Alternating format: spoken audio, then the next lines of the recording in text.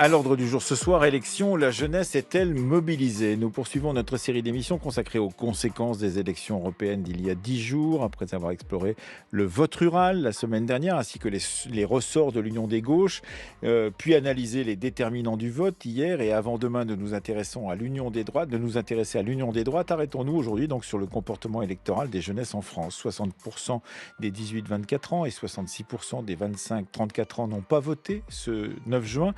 Pourquoi ce rejet de la politique institutionnelle favorise-t-elle peut-être le Rassemblement national? Est-ce le signe d'une poussée conservatrice dans une partie de la jeunesse? Que dire d'un discours infantilisant, considérant les jeunes citoyens et citoyennes toujours en formation d'une certaine manière et peut-être insuffisamment mûrs pour avoir des comportements électoraux cohérents? En tout cas, nous allons discuter de cela avec nos trois invités. Avec nous, Olivier Galland, bonsoir. Bonsoir. Vous êtes sociologue, directeur de recherche émérite au CNRS. Vous avez beaucoup travaillé sur ces questions de la jeunesse et vous avez publié, c'était il y a 2 ans, 20 ans le bel âge chez Nathan, radiographie de la jeunesse française d'aujourd'hui. Lélia Benoît est avec nous également. Bonsoir. Bonsoir. Vous êtes pédopsychiatre et sociologue à l'université de Yale aux États-Unis et à l'INSERM en France. Et vous êtes autrice du livre Infantisme qui est paru en septembre dernier aux éditions du Seuil dans la collection Libelle. Enfin, troisième invité, Amaya Courti, bonsoir. Bonsoir. Vous êtes chercheuse en sociologie, vous êtes spécialiste des jeunesses et vous êtes une des autrices du livre dont on a déjà parlé hier, qui était dirigé par Vincent Tibéri, Citoyens et partis après 2022, éloignement, fragmentation, paru aux presses universitaires de France. Je suis politisée depuis mes 6 ans. C'est-à-dire que déjà quand j'étais gosse, j'étais révoltée du système dans lequel on était et encore c'était pas aussi horrible que là aujourd'hui. Donc maintenant que j'arrive à l'âge où j'ai le droit de sortir pour aller me battre, j'hésite pas. Mais après c'est un peu toute notre génération qui est comme ça. C'est-à-dire que de plus en plus jeunes, on a conscience de ce qui se passe dans le monde. C'est-à-dire que là, quand on voit les enfants en primaire à l'heure actuelle, on leur apprend déjà des choses sur l'environnement, sur l'égalité des sexes. On se rend bien compte que déjà que nous, on est dans notre adolescence, on était déjà assez bien informés et assez conscients de certaines choses. Et maintenant, les générations qui sont en train d'arriver, eux, c'est encore plus petit qu'ils ont une conscience de ces choses-là.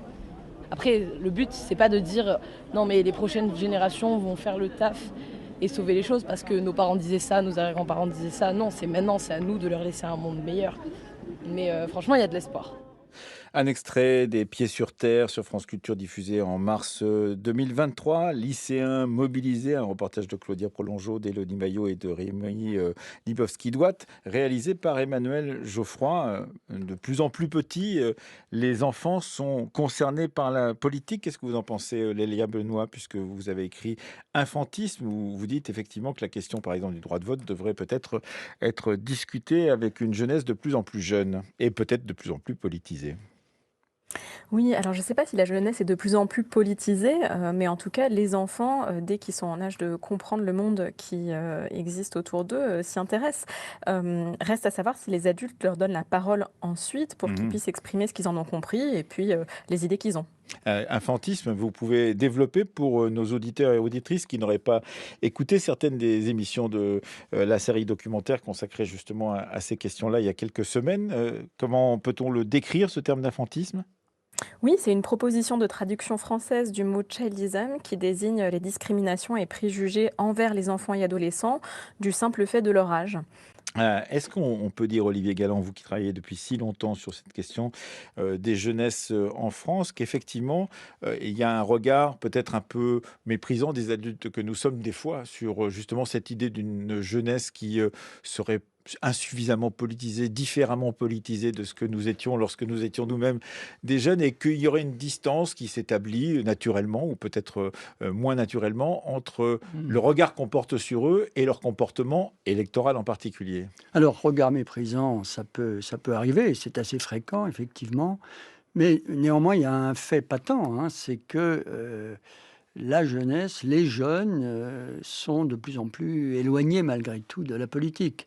Dans la grande enquête qu'on avait réalisée avec Marc Lazare pour l'Institut Montaigne en 2021 sur un gros échantillon de 8000 jeunes qui permettait de voir les différents types de jeunesse, finalement, on avait pointé un vaste mouvement de ce qu'on avait appelé une désaffiliation politique.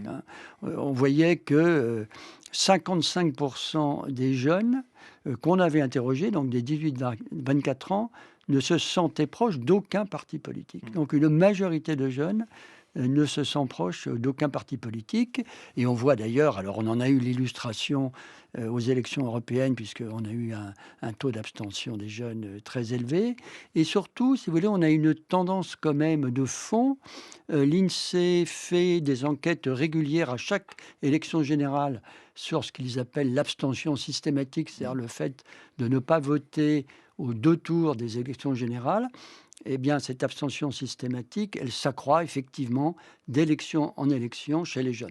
Oui, alors cela, vous l'étudiez aussi, Amaya Courti, puisque vous travaillez sur ces questions des jeunesses aujourd'hui. D'ailleurs, pourquoi faut-il utiliser ce pluriel? Est-ce que c'est une façon de montrer la diversité ou au contraire, parce que quand on est chercheur ou chercheuse comme vous l'êtes, eh bien, on a certains doutes sur la capacité que l'on peut avoir de prendre tout cela d'un même élan, pourrait-on dire? Beh, déjà, effectivement, c'est une façon de distinguer des groupes de jeunesse qui, ont le même âge, mais qui ne se ressemblent pas et qui n'ont pas du tout, ni le même rapport à la politique, ni la même façon de participer politiquement.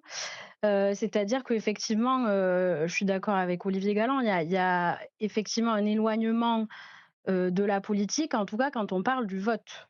Mmh. Si on s'intéresse aux autres façons de participer politiquement, il y a quand même un véritable engouement parce que on est face à des générations qui sont quand même, de plus en plus éduquées, mais qui du coup, sont aussi capables de reconnaître le vrai du faux, et qui ne vont pas, reporter leur avenir, et leur vision du futur dans les mains d'un dirigeant en particulier, sans s'interroger sur la façon dont ça va se Mmh. faire et sans interroger derrière, voilà, si vous faites des promesses politiques, à un moment donné, il faut les tenir. Ouais, Voilà et mais donc il y a aussi une forme de déception, je oui, pense. mais ça veut dire, d'une certaine manière que lorsque, disons, l'ensemble des concitoyens et concitoyennes, mais aussi, les responsables politiques, mais aussi les institutions, regardent ces jeunesses, dont vous parlez, Amaya Courti, eh bien, ils se disent: «Bah, voilà, ils sont pas intéressés par la politique. Ne regardons pas juste autre chose que justement cet engagement par le vote qui est un engagement traditionnel dans les démocraties occidentales». Amaya Courti, puis je donnerai la parole à nouveau à Olivier Galland. Amaya Courti. Alors oui, c'est, traditionnellement, on se dit: «Bon, bah, ils votent pas, donc c'est qu'ils sont pas intéressés». Mais sauf qu'il faut sortir vraiment de cette représentation de la politique et de la démocratie comme ne passant que par le vote. Justement, je pense que l'interview que vous avez passée au tout début le Mmh. prouve. Il y a de l'intérêt, il y a vraiment la volonté de s'impliquer, pour un monde différent, en tout cas qui leur ressemblerait plus, mais pas forcément en utilisant les outils qui existent, sous la Cinquième République et les formes qui existent, Mmh. actuellement. Donc c'est aussi un mode de fonctionnement politique qui est peut-être à réinventer. Olivier Galland. Oui, alors je souscris sur un point, sur ce qui vient d'être dit. Effectivement, les jeunes, bien que se sentant pour beaucoup d'entre eux très éloignés du monde politique institutionnel, se sentent très concernés par tout un ensemble de questions sociétales. Ça, on l'avait bien vu dans notre enquête avec Marc Lazare. Ils se sentent concernés par les violences faites aux femmes, par le racisme, par le terrorisme, par la faim dans le monde, par l'écologie. Voilà, tous ces sujets, ils se sentent concernés. Mais ils ne les traduisent pas par un engagement ou même par une proximité politique. Alors c'est quand même un problème, parce qu'on est quand même dans un système de démocratie représentative, et donc s'il y a un divorce entre les jeunes qui sont mobilisés sur ces questions et les partis politiques qui sont chargés de mettre en œuvre des solutions, ça pose quand même une petite question. Mais on pourrait se dire, bah, changeons le système d'une certaine manière. Et pourquoi pas, Olivier Galland? C'est-à-dire, prenons en compte une démocratie de tous les jours, comme on dit généralement, où le vote ne serait pas une occasion, une fois tous les 5 ans ou tous les 7 ans, d'exprimer son opinion, mais une sorte de démocratie au fil des jours pour pouvoir justement permettre à ce que ces engagements, justement, se traduisent démocratiquement en une possibilité de participer à la vie de la cité. Peut-être. Moi, je suis un peu sceptique sur cette démocratie de tous les jours. Je crois que la démocratie représentative est le pire système à l'exception de tous les autres, selon une formule célèbre. Donc moi, personnellement, j'y suis attaché, mais ça, c'est un point de vue personnel. Oui, Lélia Benoît sur ce point. Oui, on connaît bien les difficultés du système actuel avec un vote une fois toutes les quelques années pour un homme ou une femme providentielle dont on est censé suivre ensuite le mouvement, quelles que soient les différentes propositions que cette personne apporte. Néanmoins, la réponse qui est faite aux jeunes quand ils s'impliquent au quotidien, quand ils vont s'adresser directement à leurs représentants dans une forme de politique qui serait plus horizontale, est quand même souvent très méprisante. On a pu le voir avec l'accueil qui a été fait au mouvement porté par Greta Thunberg il y a quelques années. On peut le voir encore régulièrement, notamment lors d'un des déplacements du président de la République dans le Finistère, où lorsqu'un jeune l'avait questionné, en tout cas critiqué sur son inaction climatique, la réponse qui a été faite, ça a été de dire vous avez des idées bien arrêtées pour votre âge. Donc un refus de discuter du fond, en fait des arguments politiques. On peut être pour ou contre des propositions, mais en tout cas on peut les discuter.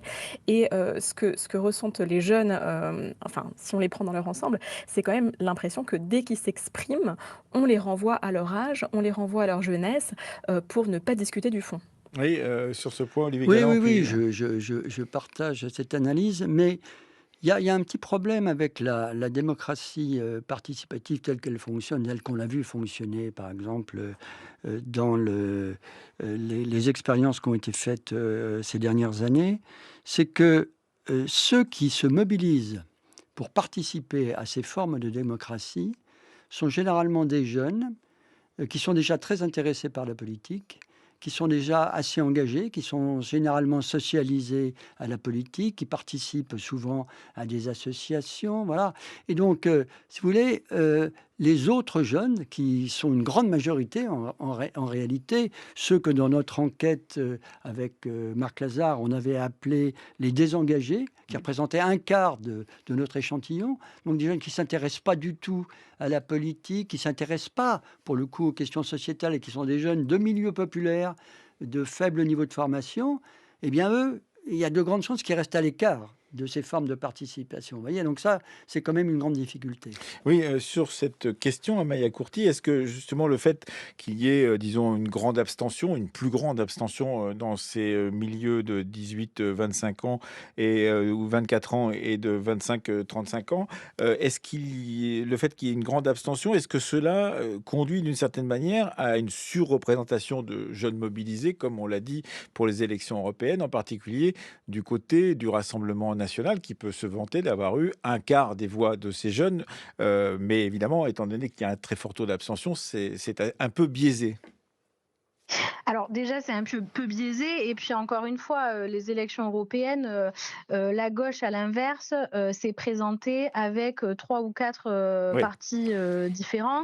Donc et on encore une voit ce fois, qu'a si on dit fait Tom. l'addition de tous les partis de Ouais. gauche, on retombe pas tout à fait sur une victoire absolue du Rassemblement national, chez les plus jeunes. C'est ce qu'a dit Thomas Heu, Piketty quand il a, dans un tweet, dit la gauche fait 31% chez les 18-24 voilà. ans et fait 51% chez les 25-34 ans, etc., etc. Donc, disons que si on additionne toutes ces voix de gauche, effectivement, eh bien, c'est plus que le Rassemblement national. Je vous ai interrompu, excusez-moi. C'est ça.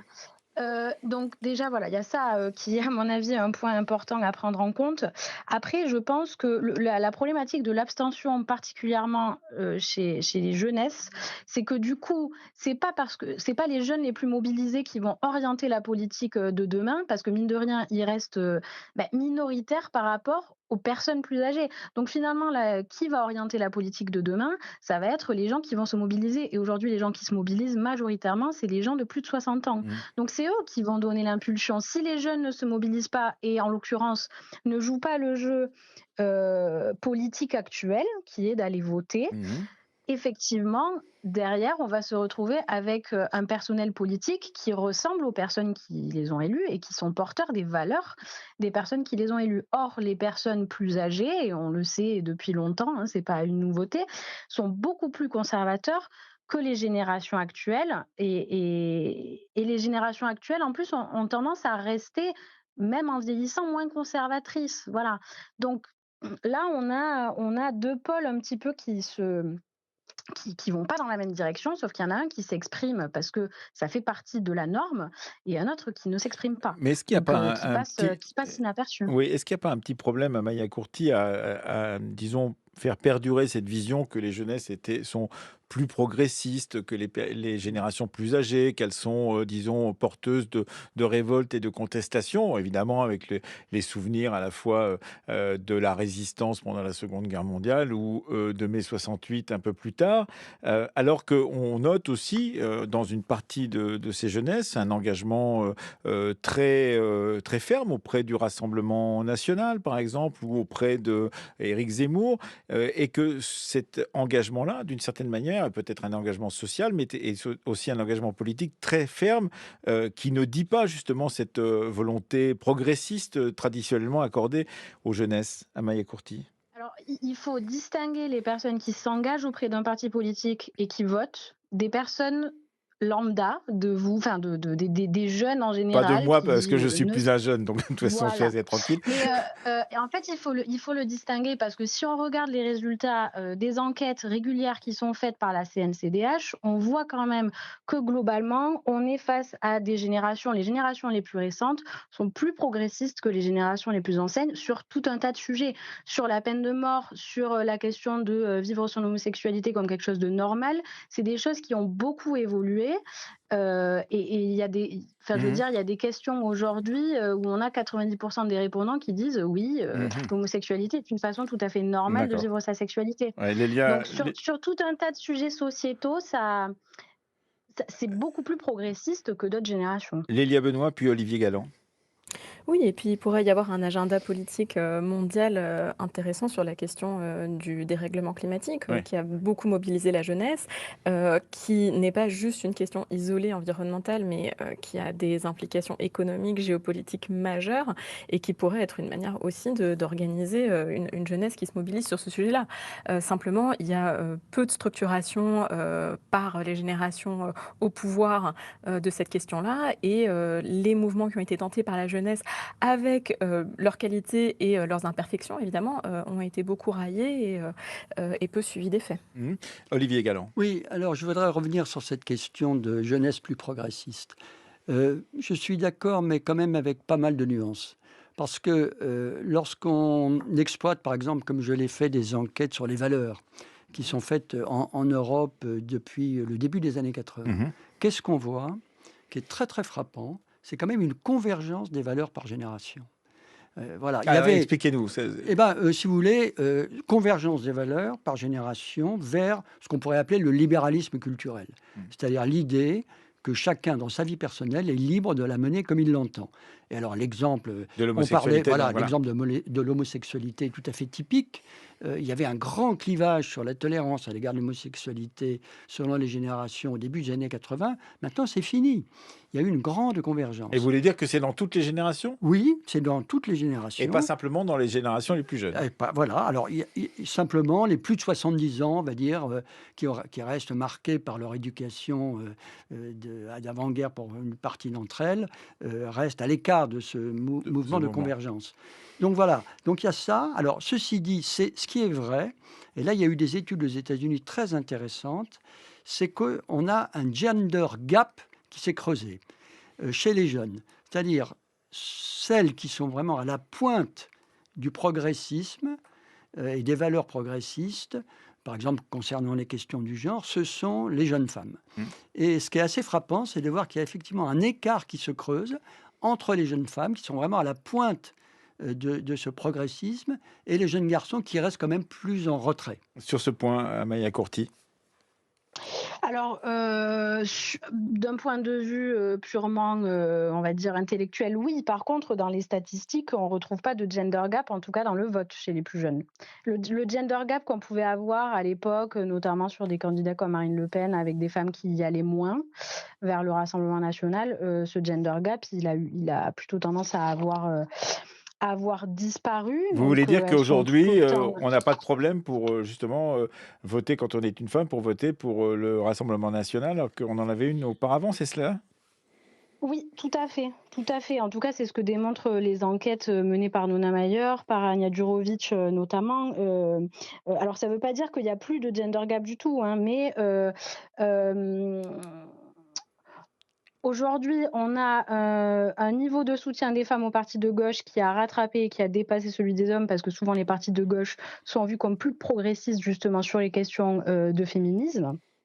Mais à l'inverse également, les partis d'extrême droite, enfin surtout en particulier le Rassemblement national, ne souffrent plus ou en tout cas souffrent moins de cette image de partis, sexistes, misogynes et cetera, qui pouvait être portée à l'époque, par l'image de Jean-Marie Le Pen Oui. et qui est toujours portée par contre par l'image d'Éric Zemmour, qui Mmh. maintient quand même où là on voit que le gender gap continue à fonctionner, un petit peu, chez ce candidat-là. Bah, il faut dire qu'il a quand même tellement, parlé de la place des hommes dans la société, contemporaine qu'on peut comprendre, ce mouvement ou plutôt ce retrait en question. Oui, Olivier oui, Galland? oui, non, une précision. Je ne parlais pas de gender gap sur le plan des attitudes politiques et du vote, mais sur le plan des valeurs. Mmh. Par exemple, sur le fait d'autoriser le changement de sexe, vous voyez, des choses de cette nature. Là, effectivement, les jeunes femmes, et sur l'idée, là on le voyait d'ailleurs dans notre enquête de l'Institut Montaigne, l'idée que le fait d'être une femme ou un homme est une production sociale plutôt que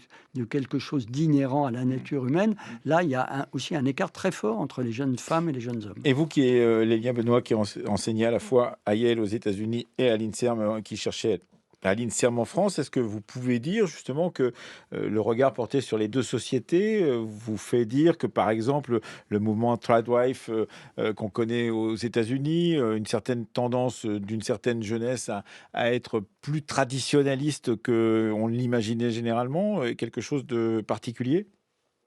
Oui, je pense que c'est la question de l'agentivité, c'est-à-dire qu'est-ce qui nous donne l'impression qu'on va avoir un pouvoir d'action sur les choses qui nous entourent. Et je pense que en France, les jeunes souffrent d'un déficit d'agentivité. Ils ont le sentiment que ce qu'ils font, ce qu'ils pensent, n'est pas N'a pas entendu, n'est pas d'effet. pris en compte. Voilà, exactement. Mais Et aux ce États-Unis, qu'on peut voir, ils auraient plus d'agentivité, un de capacité d'agir?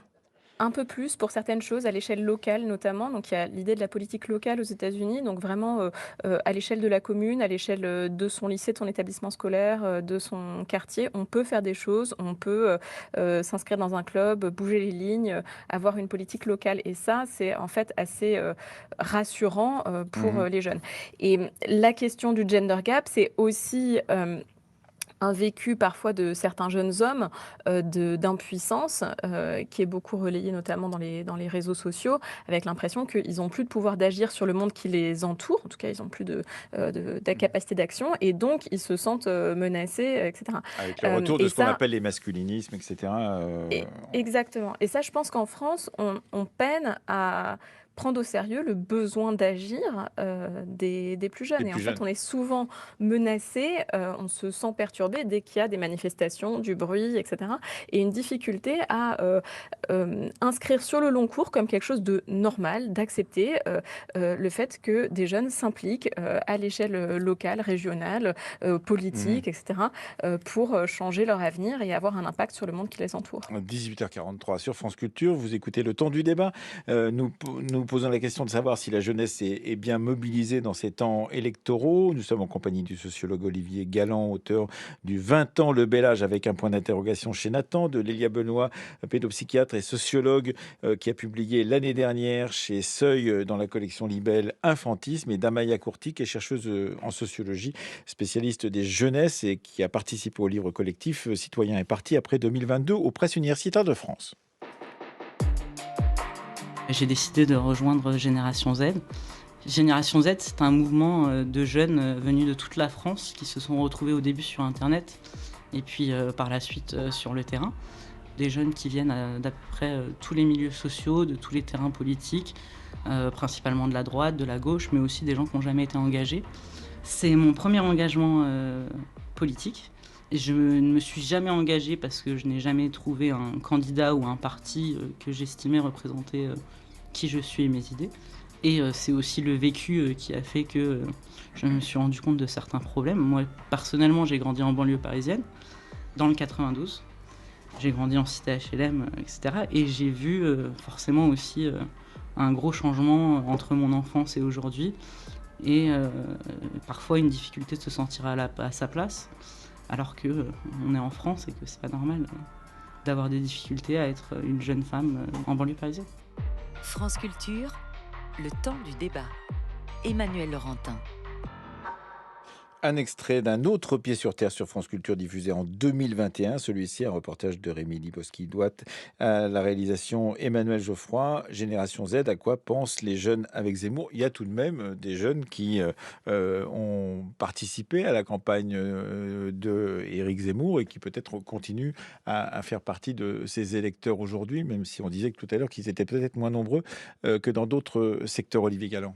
Oui, c'est vrai. Alors, bon, Éric Zemmour, les jeunes qui ont voté pour Éric Zemmour, je ne connais pas trop, mais il y avait une enquête très intéressante de Campus Le Monde sur les jeunes électeurs de Jordan Bardella.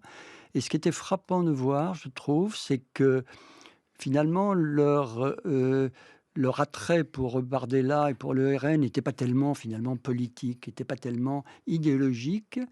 C'était plutôt un sentiment d'identification à un personnage qui leur semblait plus proche d'eux-mêmes que ne le sont les politiques traditionnels qui ont déjà gouverné. Donc voilà, voilà, cette espèce de processus d'identification assez peu idéologique finalement. Et on sait aussi que Bardella est très présent sur TikTok, etc. Donc voilà, il y a aussi ce phénomène et qui renvoie à l'idée aussi qu'ont ces jeunes que les politiques traditionnelles ne les représentent pas et sont très très loin de leurs préoccupations. Alors c'est une question aussi évidemment pour les partis politiques traditionnels qui n'arrivent pas à intéresser, mobiliser ces jeunes. Amaya Courti. Alors, je pense qu'il y a quand même une différence entre les jeunes, enfin en tout cas entre les votants plutôt pour le Rassemblement national, que ce soit les jeunes et les moins jeunes. Je pense qu'il ne faut pas minimiser quand même l'attrait idéologique en fait. Il y a quand même une base électorale importante pour le parti du Rassemblement national qui le fait de manière idéologique, malgré le fait que effectivement on a mis sur le devant de la scène depuis des années des questions sur l'immigration entre autres et beaucoup moins de questions socio-économiques, donc ça a quand même infusé et on l'a vu avec la loi immigration d'Emmanuel Macron, on l'a vu avec la droitisation des Républicains qui est allée sur le terrain du Rassemblement national. Donc je pense qu'il ne faut pas minimiser le côté idéologique que certaines personnes retrouvent chez Marine Le Pen. Par ailleurs, je pense effectivement aussi qu'il y a de véritables attentes vis-à-vis des partis politiques. La sensation que les partis politiques actuels ne représentent pas les plus jeunes et surtout la sensation que, ok, on va voter pour eux à un instant T, mais derrière, soit ils ne respectent pas leur programme, soit ils vont à l'encontre de ce qu'ils ont promis sur le moment. Et donc, du coup, ça entraîne aussi un dégoût et un rejet. Dans vos propres enquêtes, vous voyez ça comment, justement, Amaya Courti, lorsque vous travaillez justement sur cette question de la jeunesse ou des jeunesses et de leur représentation, leur vision de la représentation politique? Je le vois parce que ce soit dans les enquêtes quantitatives comme dans les enquêtes qualitatives, on a quand même un discours intense sur le fait de dire que de toute façon c'est tous les mêmes, la sensation que c'est tous les mêmes, qu'ils sont installés là depuis longtemps, que de toute façon ils en ont rien à faire et que l'important pour eux c'est de continuer à être présents sur le devant de la scène et de gagner. Et avec en plus derrière un brouillage un peu idéologique entre la droite traditionnelle et la gauche traditionnelle, qui est quand même la conséquence de 5 ans de François Hollande. Parce que les jeunesses d'aujourd'hui, ils ont quand même vu le mandat de François Hollande, ils ont vu ce qui s'est passé avec la loi El Khomri par ailleurs, ils ont vu que finalement l'ennemi, c'était pas la finance. Et derrière, on en est à 7 ans d'Emmanuel Macron. Et avec la sensation que peu importe ce qu'on fait, ou ce qu'on dit, manifestation, autre mode de participation politique, ça n'est pas audible. Donc à partir de là, la question se pose de comment on se tourne vers autre chose. Et effectivement, le Rassemblement national a bien réussi son coup en disant qu'il est autre chose que tous les autres. Oui. Voilà. Lélia Benoît. Oui, c'est effectivement quelque chose qu'on voit aussi donc chez les enfants et adolescents, avec la construction, le développement, psychologique et cognitif où, plus on est petit, plus on a besoin de clarté morale, donc de, choses qui sont tranchées. C'est bien ou c'est mal, on est d'accord ou on n'est pas d'accord. Et donc sur le plan de, voter pour un personnage politique qui ensuite ne va respecter qu'une partie de ses propositions ou voter pour un regroupement, un accord, une coalition qui finalement, va se dissoudre ou ne va appliqué qu'une partie des propositions, c'est vécu comme une trahison.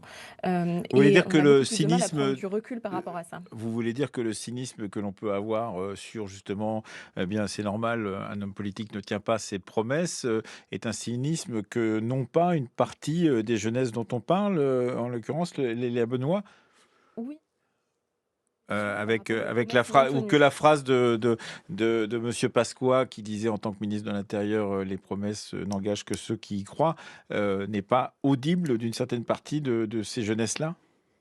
Oui, c'est le cas. Et puis, vraiment la déception par rapport aux promesses qui ne sont pas tenues ou aux promesses qui sont tenues de manière partielle. Alors que, parfois avec un peu plus d'expérience, politique ou tout simplement de collaboration, de savoir travailler ensemble, on sait que, tout le monde ne peut pas être d'accord sur tout, qu'on peut avoir un consensus sur une partie des arguments, mais pas sur tout.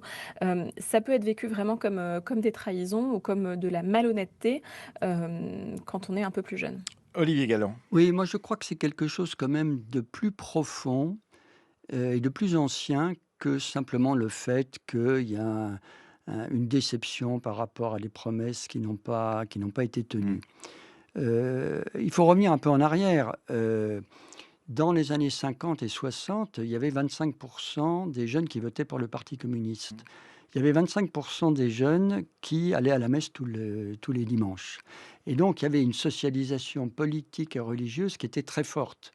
La jeunesse populaire, à cette époque, elle était encadrée par, en grande partie, le PC, ses organisations, L'Église. l'Église également. Donc voilà, il y avait une socialisation très forte, à la fois politique et Et on religieuse. sait par exemple comment, quand l'enquête de Plozévet se déroule en Bretagne, donc dans le Absolument. Finistère, et que Edgar Morin veut travailler sur les jeunesses de cette époque-là, il va créer du désordre dans une société où la question des jeunes n'était pas posée telle qu'elle est posée dans le Absolument. reste de la société dans les années Absolument. 60. Et si vous voulez, tout ça a disparu finalement, hein. Donc, toute cette socialisation politique et pour une autre partie religieuse de la jeunesse n'existe plus. Et finalement, rien ne l'a remplacé. Alors, Ou au contraire, d'une certaine manière, hein, mille fleurs se sont épanouies, on pourrait oui, dire. mille Voilà. fleurs sont épanouies, mais pas dans le cadre d'organisations politiques très, très structurées, si vous voulez. Alors peut-être que tout ça va accoucher d'un nouveau rapport à la politique, d'une nouvelle façon de faire de la politique, on peut l'espérer, mais je crois qu'il y a ce mouvement de fond, quand même, Mhm. si vous voulez, qu'il faut Mhm. avoir en arrière-plan. Amaya Corti, comment analyse-t-on, quand on est, comme vous, chercheuse en sociologie et spécialiste de leur comportement politique de ces jeunesses, comment analyse-t-on l'attentisme d'une certaine manière, cette idée que on n'aurait pas la peine, il n'y aurait pas la peine d'aller se déplacer pour aller voter, ou que de toute façon notre voix, la voix de ces jeunes ne compterait pas. Comment est-ce qu'on peut l'analyser tout cela? Alors déjà, moi, je suis tout à fait d'accord avec, Olivier Galland sur ce point-là. C'est-à-dire que, toute la formation politique qui avait lieu également et notamment chez les ouvriers, dans les entreprises, on l'a vu dans les années 60, dans les années 70 et cetera, par le PC, mais aussi par les syndicats. Tout ça, ça a été balayé parce qu'il y a quand même une précarité, dans le monde du travail. Alors je ne parle pas forcément que de précarité économique, hein, je parle aussi de précarité dans le jusqu'à quel moment on garde cet emploi-là? Est-ce que si on se syndique, on risque pas d'avoir des problèmes, et cetera? Qui fait que derrière, il y a plus ce lien à la politique qui est favorisé, dans les entreprises et donc finalement, ça veut dire que là où pendant longtemps la politique allait vers les individus à travers toutes ces institutions qui étaient importantes Mhm. et porteuses de valeurs, aujourd'hui, il y a plus ça. Donc ça veut dire que c'est surtout les individus qui doivent aller vers la politique. Donc déjà, ça veut dire qu'il faut que la politique soit capable à nouveau d'aller vers les Mhm. individus, mais sauf qu'il faut qu'elle aille vers des individus qui sont plus critiques qu'à l'époque, qui vont pas boire les paroles d'un personnel politique sachant et qui va demander à ce qu'on rende des Mhm. comptes. Et là, ça s'est vu notamment récemment par le fait que finalement Adrien Quatennens n'a pas pu se Mhm. présenter aux élections législatives sous les pressions d'une partie des féministes qui soutiennent Mhm. ces listes de gauche en disant attendez, à un moment donné, si vous souhaitez nous représenter, il faut que vous soyez vous-même exemplaire. Voilà. Bien sûr. Est-ce que on peut conclure avec vous, Lélia Benoît, puisque dans votre livre Infantisme, vous en parlez de cela, c'est-à-dire d'imaginer l'impact que pourrait avoir sur les politiques publiques le fait que des enfants et pas des adolescents ou post-adolescents ou des jeunes adultes de 18 ans et plus s'intéressent à la politique et donc qu'est-ce que ça pourrait avoir comme impact que on les socialise plutôt, ou ils soient socialisés eux-mêmes. On ne les socialise pas, ils se socialisent eux-mêmes à la politique beaucoup plus tôt.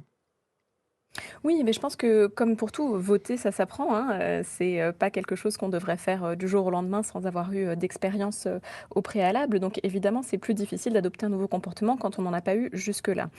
Par ailleurs, effectivement, il y a un changement de la politisation. On n'est plus, politisé comme on va à la messe en croyant, tout ce que dit le parti.